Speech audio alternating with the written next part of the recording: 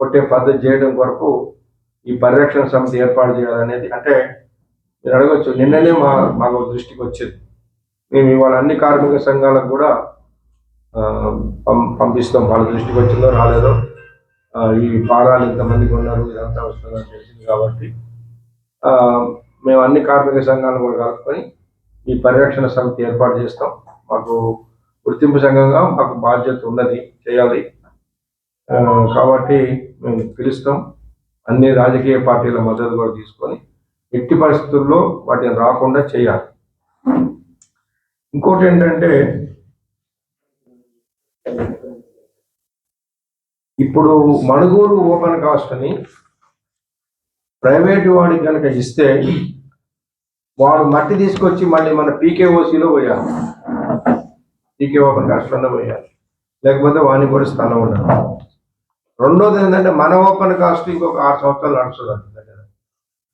దానికి దీనికి మధ్యలో మనం బ్యారియర్ రోడ్లు పెట్టాలి, 50 మీటర్ల పైన బ్యారియర్ రోడ్లు పెట్టాలి. అంటే కొన్ని మిలియన్ టన్నుల బొగ్గు అక్కడ వదిలిపెట్టాల్సి వస్తుంది. ఇది జాతీయ సంపదకి నష్టం జరిగేటటువంటిది, నేషనల్ ప్రాపర్టీకి నష్టం జరిగేటటువంటిది. కాబట్టి దాన్ని ఎట్టి పరిస్థితుల్లో అది మనకే కనుక అలాట్మెంట్ చేస్తే ఆ 50 మీటర్లు కూడా మనం తీయవచ్చు. ఆ 50 మీటర్లు మనం తీయటం వల్ల కొన్ని మిలియన్ టన్నుల బొగ్గు మనకు వస్తుంది. దానివల్ల కంపెనీకి లాభం రావడమే కాకుండా జాతీయ సంపదని మనం కాపాడినటువంటి వాళ్ళం. దీన్ని చేయాల్సిన అవసరం ఉంది. రెండోది ఏంటంటే, జెన్కో అనేది స్టేట్ గవర్నమెంట్ కంపెనీ. మరి రాష్ట్ర ప్రభుత్వం ఇప్పటికే సింగరేణికి ఇవ్వాల్సిన 45,000 కోట్ల రూపాయలు ఇవ్వకుండా సింగరేణి నష్టపరుస్తూ, ఇప్పుడు జెన్కో వాడు పోయి మళ్ళీ అక్కడ టెండర్ వేసి వాడు తీసుకుంటే, పోనీ జెన్కో వాడు ఏమన్నా కోల్ ఆపరేషన్ చేస్తారా? ఇప్పుడు మనం ఎస్టీపీపీ చేస్తున్నాం, మనం ఆపరేషన్ చేస్తున్నాం, కానీ వాడు తాడిచర్ల తీసుకోండి గతంలో గవర్నమెంటే, కానీ ఏం చేసిండు? ఏఎంఆర్ కంపెనీకి ఇచ్చేసిండు. ఎవరు లాభం పొందుతుండే అక్కడ? ఏఎంఆర్ కంపెనీ లాభం పొందుతుంది. మరి జెన్కోకి నడిపించే యంత్రాంగం లేదు, బొగ్గు తీసే యంత్రాంగం లేదు. లేనప్పుడు మరి వాళ్ళు వచ్చి ఇక్కడ ఎందుకు చేయాలి? అంటే ఈ కుట్ర ఏంటంటే, ఏఎంఆర్కో ఎవరికో అమ్ముకోవడానికి గవర్నమెంట్ ఇండైరెక్ట్గా, డైరెక్ట్ కాకుండా ఇండైరెక్ట్గా ఈ ఈ మైన్ అమ్ముకోవడానికే జెన్కోని కూడా వాళ్ళు రంగంలో పెట్టారు.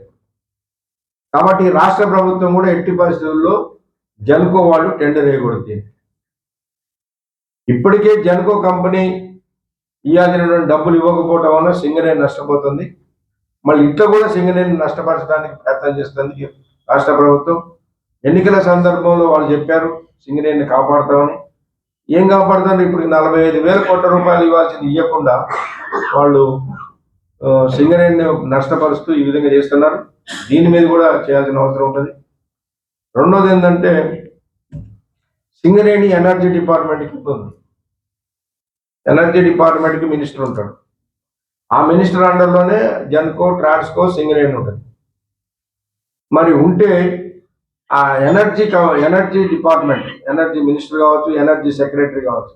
ఇప్పుడు ఎనర్జీ సెక్రటరీ ఎవరైతే ఉన్నాడో ఆయనకి సింగరేణిలో సర్ప్లస్ మ్యాన్ పవర్ ఉందంటాడు, సింగరేణిలో జీతాలు ఎక్కువ ఉన్నాయంటాడు.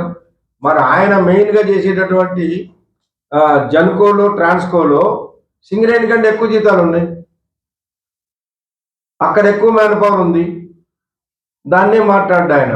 సింగరేణి గురించి ఆయన మాట్లాడతారు కదా, సర్ప్లస్ మ్యాన్ పవర్ ఉందని మన ఎనర్జీ సెక్రటరీ మాట్లాడతారు. మళ్ళీ ఆ ఎనర్జీ సెక్రటరీకి ఇప్పుడు సింగరేణి ఇన్ఛార్జ్ ఇస్తారు అనేది ఇప్పుడు వస్తుంది. మరి అది వస్తే ఇంకా మునిగిపోద్ది. సింగరేణి మొత్తం ముంచేసి ఆ జెన్కో, ట్రాన్స్కోకి వాళ్ళు చేసుకుంటారు. ఎందుకంటే వాళ్ళ ప్రధాన వింగు జెన్కో, ట్రాన్స్కో. ఇది సవత్తల్లి అవుతుంది సింగరేణి, ఆ ఎనర్జీ డిపార్ట్మెంట్. కనీసం ఎనర్జీ మినిస్టర్ అయినా దీని మీద స్పందించి వెంటనే జెన్కో కంపెనీని ఇందులో పార్టిసిపేట్ చేయకుండా చేయాలి. రెండోది ఏంటంటే, ఇవాళ సింగరేణికి సంబంధించినటువంటి నిధులు సిఎస్ఆర్ కావచ్చు, డిఎంఎఫ్ నిధులు కావచ్చు, గత ప్రభుత్వం దుర్వినియోగం చేసింది, తీసిపోయి ఎక్కడెక్కడో ఖర్చు పెట్టుకుందని కాంగ్రెస్ కూడా విమర్శ చేసిందా? మరి ఇప్పుడు వీళ్ళు చేస్తున్నది ఏంటి? వీళ్ళు చేస్తున్నది కూడా అదే దారి. మరి సింగరేణి డబ్బు తీసినపై వాళ్ళు ఇష్టం వచ్చిన దానికి ఖర్చు పెట్టుకుంటున్నారు, ఇష్టం వచ్చిన దానికి వాడుకుంటున్నారు.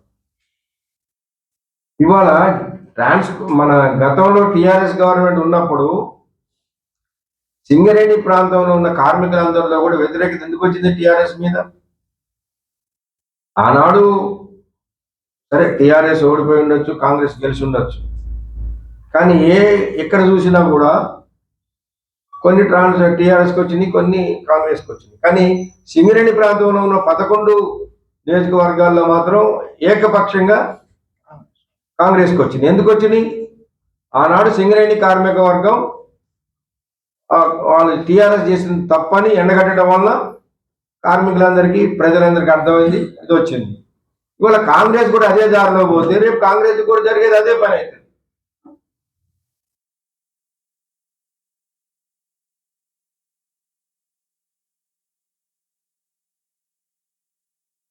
కాబట్టి ఈ స్టేట్ గవర్నమెంట్ ముఖ్యంగా ఇమీడియట్గా దీని మీద స్పందించాలని ఇప్పుడు చెప్తుంది గవర్నమెంట్. మనం మెడికల్ బోర్డు ఆపారు. ఎందుకు ఆపారు? సింగరేణిలో సర్ప్లస్ మ్యాన్ పవర్ ఉందని ప్రచారం చేస్తున్నారు.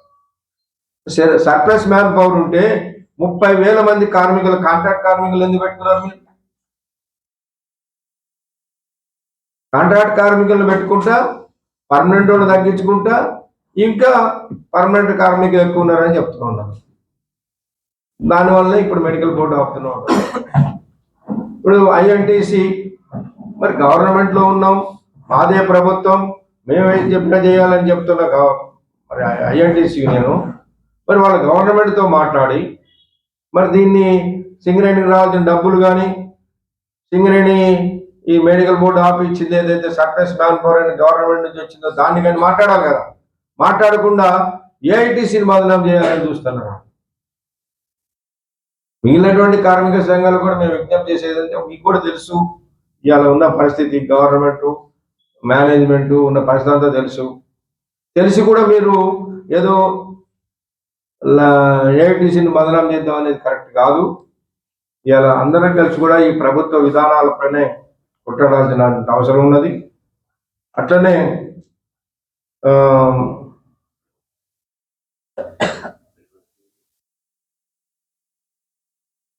సింగరేణి ప్రాంత ఎమ్మెల్యేలకు కూడా మేము విజ్ఞప్తి చేసేది ఏంటంటే, ఇప్పుడున్న 10 మంది కాంగ్రెస్ ఎమ్మెల్యేలు, CPI MLA Kothagudem, BRS MLA గోలేటు ఉన్నారు.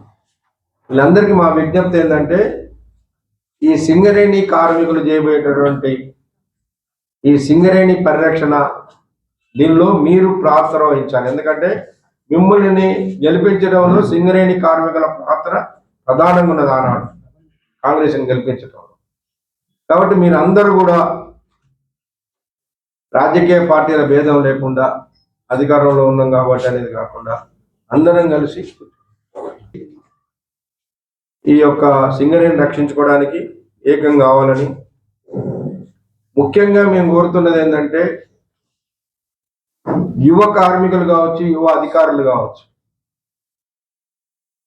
ఇప్పుడు 1-2 సంవత్సరాల్లో రిటైర్ అయిపోయి, 2-3 సంవత్సరాలు రిటైర్ అయిపోయి అధికారులు కానీ కార్మికులకు కానీ సరే ఉంటే ఉంటుంది, పోతే మేము మా పని అయిపోయిందిలే, మేము పని చేసుకున్నాం అని అనుకోవచ్చు. కానీ భవిష్యత్తు లేకపోతే ఇవాళ సింగరేణిని నమ్ముకొని బయట ఉద్యోగాలు కూడా వదిలిపెట్టి వచ్చిన కార్మికులు ఉన్నారు, బయట ఉద్యోగాలు కూడా వదిలిపెట్టి వచ్చిన అధికారులు ఉన్నారు.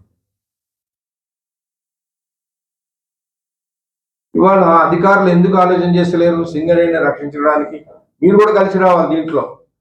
ఇది ఒక కార్మిక సంఘాలదే కాదు, అధికారులకు కూడా రేపు సింగరేణి ఇదైపోతే వాళ్ళు కూడా పోతారు, వీళ్ళకి పోవాల్సి వస్తుంది. ముఖ్యంగా ఇవాళ వాళ్ళకి కనపడాలి, ఇవాళ వాళ్ళ జీతంలో ఒక భాగమైనటువంటి పిఆర్పి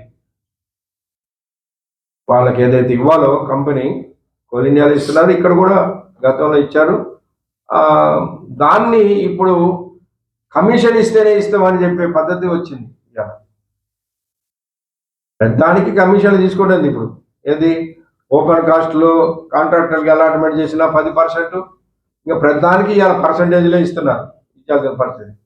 ఆఖరికి అధికారుల జీతాలకు కూడా ఇప్పుడు పిఆర్పి అంటే జీతంలో ఒక భాగమే. ఆ పిఆర్పి ఇవ్వడానికి కూడా పర్సంటేజ్ ఇస్తేనే ఇస్తాం, లేకపోతే ఎందుకు ఇవ్వాలనే పద్ధతిలో ఆపితే వీళ్ళు ఏం చేయట్లేరు. కాబట్టి ఇప్పటికైనా అధికారులు కూడా మేము అధికారులం, మేము ఇందులో ఎందుకు అని కాకుండా ఈ సింగరేణి పరిరక్షణ సమితిలో అధికారులు కూడా భాగస్వాములం కావాలని, అందరం కలిసి ఈ సింగరేణిని కాపాడుకోవడానికి ముందుకు రావాలని మేము గుర్తింపు సంఘంగా మాకు బాధ్యత ఉంది కాబట్టి మేము అందరికీ విజ్ఞప్తి చేస్తున్నాం. రాతపూర్వకం కూడా అందరికీ పంపించి అందరి సహకారం తీసుకొని మేము ఒక్కళ్ళ మీద మేము చేస్తాం అనేది కాకుండా అందరి సహకారం తీసుకొని సింగరేణి పరిరక్షణ సమితిని ఏర్పాటు చేసి అన్ని రాజకీయ పార్టీల మద్దతు తీసుకొని విశాఖపట్నం స్టీల్ ఫ్యాక్టరీ ఉద్యమం సింగరేణికి రోల్ మోడల్ కావాలని కోరుకుంటున్నాం. అక్కడ బీజేపీ ఏదైతే ప్రైవేట్ పరం చేయాలని అమ్మడానికి సిద్ధమైన బీజేపీ కూడా వచ్చి అక్కడ నిరాదీక్షలో కూర్చోవాల్సి వచ్చింది. ఎందుకు? మొత్తం ఆంధ్రాలో ఉన్నటువంటి ప్రజలలో వచ్చింది. ఒక్క విశాఖ కార్మికుల్లో వస్తే ఇప్పుడు పట్టించుకోబోయేటోడు. కార్మికులు ఎంతమంది బాగలిగితే వాళ్ళు 1200 మంది పర్మనెంట్ కార్మికులు ఉన్నారు, ఒక 5-6 వేల మంది కాంట్రాక్ట్ కార్మికులు ఉన్నారు. ఈ 7-8 వేల మంది వరకు అన్ని రాజకీయ పార్టీలు దిగి వస్తాయా? స్టీల్ ఫ్యాక్టరీని పరిరక్షించాలని ఆంధ్ర ప్రాంతం మొత్తంలో ఉద్యమంలాగా వచ్చింది కాబట్టి మాకెక్కడ ప్రజలు దూరం అవుతున్నామని బీజేపీతో సహా, టీడీపీతో సహా, జగన్తో సహా అందరూ దానికి మద్దతు ఇచ్చి అక్కడ దాన్ని రక్షించుకోవడం అనేది జరిగింది. అట్లనే ఇవాళ సింగరేణి కూడా ఇది కేవలం సింగరేణి కార్మికులదే కాదు, ఇవాళ తెలంగాణ రావడంలో సింగరేణి కార్మికుల పాత్రే ముఖ్యమైనటువంటి. అటువంటి సింగరేణిని అట్లనే ఇవాళ కాంగ్రెస్ గవర్నమెంట్ రూలింగ్లోకి వచ్చిందంటే కూడా సింగరేణి కార్మికులే కాదు. 12 నియోజకవర్గాలు అటు పోతే టీఆర్ఎస్ గవర్నమెంట్ ఉండేది మళ్ళీ కాంగ్రెస్ ఉండేది కాదు. కాబట్టి ఇంత కీలక పాత్ర వచ్చినటువంటి సింగరేణిని కాపాడటంలో తెలంగాణ ప్రజలందరం రాజకీయ పార్టీల భేదం లేకుండా ముందుకు రావాలని, ఎవరైతే ఈ టెండర్ ఫారాలు ఉన్నారో అదాని కావచ్చు, మెగా కృష్ణారెడ్డి కావచ్చు, ఏఎంఆర్ కంపెనీ కావచ్చు, జన్కో కావచ్చు, ఎవరైనా కానీ ఎట్టి పరిస్థితుల్లో మీరు టెండర్ వేయడానికి వీల్లేదు. టెండర్లు కనుక మీరు వేస్తే మిమ్మల్ని ఆ ప్రాంతంలో తిరగనీయము సింగరేణి కార్మికులుగా. అట్లనే అక్కడ ఉన్న అందరూ మద్దతు తీసుకుంటాం, తరిమి కొట్టే పరిస్థితి వస్తుంది మీకు. కాబట్టి మీరు అందులో రావద్దని మేము ఏఐటీసీగా వాళ్ళకి డిమాండ్ చేస్తాం. అవుతుందనేది ఆరోపణ. దాన్ని సింగరేణి గుర్తింపు సంఘంగా ఏఐటీసీ ఖండించట్లేదు, అయితే ఒకటి మనకి అఫీషియల్ గా సింగరేణి నుంచి ఏమి ఇచ్చారు, ఎంత ఇచ్చారు అనేది మనకు రాలా. మనం అంటున్నాం బయట, అది 10 కోట్లు అనేది నేను కూడా పత్రికల్లో చూశాను, బీజేపీ ఇది చేసింది అది కూడా చూశాను, అన్ని వాస్తవమే కాదంటున్నా.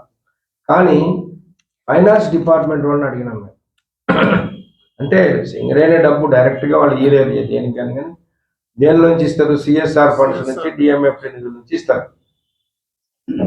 ఇది ఎట్లాగో మేము ఇచ్చేదే కదా, ముఖ్యమంత్రి ఫుట్బాల్కి ఇస్తేంది, ఇంకో దానికి ఇస్తేంది అనేది కంపెనీ వాదన కావచ్చు. మరి ఇంతకుముందు టీఆర్ఎస్ గవర్నమెంట్ ఉన్నప్పుడు వాళ్ళు వేరే చోట్ల సీసీ కెమెరాలు పెట్టడానికో, వేరే చోట్ల మొక్కలు నాటడానికో పెడితే, వేరే వాటికి ఇస్తే, వేరే ప్రాంతాలకు ఇస్తే, అప్పుడు ఈ కాంగ్రెస్ గవర్నమెంట్ కూడా విమర్శ చేసింది కదా.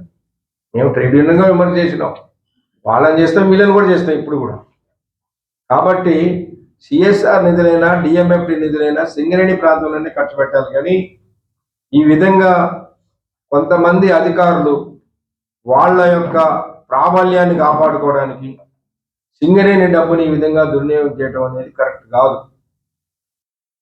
ఒక పక్కనేమో సింగరేణికి ఇవ్వాల్సిన 45,000 కోట్ల రూపాయలని వసూలు చేయలేరు ఈ అధికారులు, రెండో పక్కనేమో సింగరేణి వాడల్లోనో లేకపోతే సింగరేణి ప్రాంతంలో భూములు కోల్పోయిన వాళ్ళు గ్రామాల్లో ఇక్కడ ఖర్చు పెట్టాల్సినటువంటి సిఎస్ఆర్ డిఎంఎఫ్టి నిధులని ఈ విధంగా వేరే చోటికి తరలించడం అనేది మేము ఆనాడు ఖండించడం, ఈనాడు కూడా ఖండిస్తాం. ఎట్టి పరిస్థితుల్లో మేము దాన్ని చేయం. అది కనుక అంటే 99% కరెక్ట్ అయ్యి ఉంటుంది, లేకపోతే బీజేపీ వాళ్ళు కూడా తెలియకుండా వాళ్ళు ఎందుకు చేసి ఉంటారు. కానీ అది 5, 10, 20 కోట్ల తెలియదు. మేము ఫైనాన్స్ డిపార్ట్మెంట్ని అడిగినాం. వాళ్ళు మాకు ఇంకా ఏం మా దృష్టిలో లేదు అని, పై లెవెల్లో ఏం జరిగిందో మేము కూడా చెప్తాం అని అన్నారు. ఒకవేళ అది కనుక జరిగితే దాన్ని కూడా మేము ఖచ్చితంగా ఖండిస్తాం, దాన్ని వ్యతిరేకిస్తాం.